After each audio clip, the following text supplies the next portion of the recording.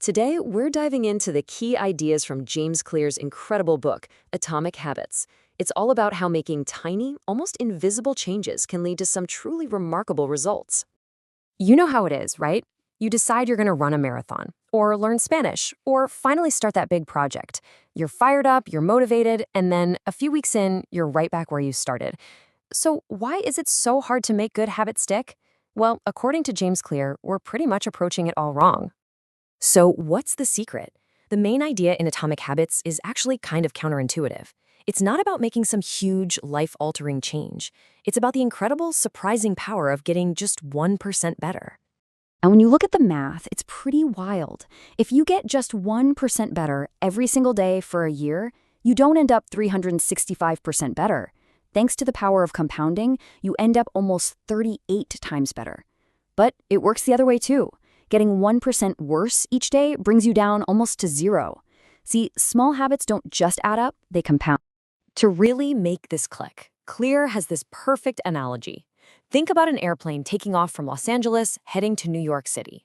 Now, if the pilot adjusts the course by just 3.5 degrees to the south, that's a tiny, tiny change. On the runway, you wouldn't even see the nose of the plane move. But stretch that tiny change over a few thousand miles, and it completely changes your final destination. You'd land in Washington, D.C., not New York. And that right there is exactly how our daily habits work. One small choice, reading a single page, doing 2 push-ups, it's a tiny course correction that, over months and years, can land you in a completely different place in life. And hey, this isn't just some nice theory. Let's look at British cycling. For over 100 years, these guys were, well, they were mediocre. They'd only won a single Olympic gold medal in their history and had never, in 110 years, won the Tour de France.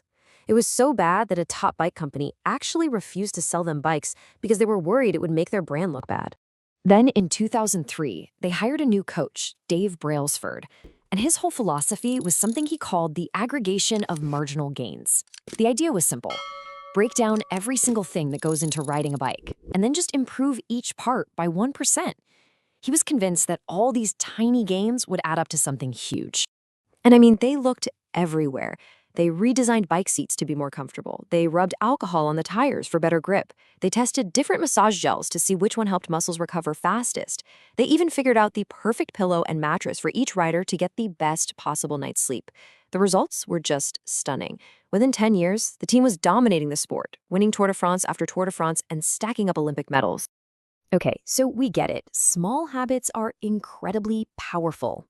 But there's a layer to this that's even deeper. It's not just about what you do, it's about who you become.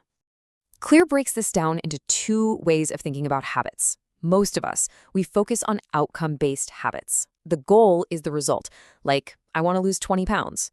But the much more powerful way is to focus on identity-based habits. Here, the focus shifts to who you want to be.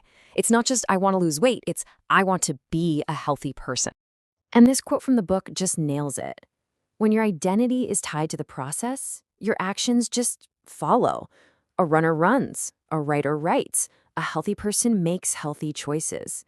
The outcome just becomes a natural result of living out that new identity. So how do you actually build this new identity? It's simple, one small action at a time. Think of it like this. Every time you choose the salad over the fries, you're casting a vote for, I'm a healthy person. Every time you write one paragraph, you cast a vote for, I'm a writer. Your habits are literally the path to changing what you believe about yourself. All right, so we need small habits that build the identity we want. But how do we actually make those habits stick? This is where the book gets super practical with what he calls the 4 laws of behavior change. Turns out, every single habit you have, good or bad, follows the simple 4-step loop in your brain. First, there's a cue, which is just a trigger. That leads to a craving for some kind of change. Then comes the response. That's the actual habit. And finally, you get a reward, which feels good and tells your brain, hey, let's do that again. Clear brilliantly maps a law onto each of those steps. If you want to build a good habit, you make the cue obvious, the craving attractive, the response easy, and the reward satisfying. And if you want to break a bad habit, you just flip it. Make it invisible, unattractive, difficult, and unsatisfying. This right here, this is your user manual for habit design. Okay, this can still feel a little abstract, so let's make it super practical. How can you start building your very first atomic habit? like right now. This is one of the most powerful tools in the entire book. It's called the 2-minute rule, and it's so simple. When you start a new habit, it should take less than 2 minutes to do. So your goal of read before bed becomes read 1 page. Do 30 minutes of yoga just becomes take out my yoga mat. Study for class becomes open my notes. And run 3 miles just becomes put on my running shoes. I mean, anyone can read 1 page, right? The resistance to actually starting just vanishes. Because here's the secret. The 2-minute rule isn't about getting results on day 1. It's about mastering the art of just showing up. You're not trying to become a novelist, you're trying to become the person who sits down to write every day. Once you've automated the first 2 minutes, you can always do more later. All of these powerful, game-changing ideas come from this fantastic book.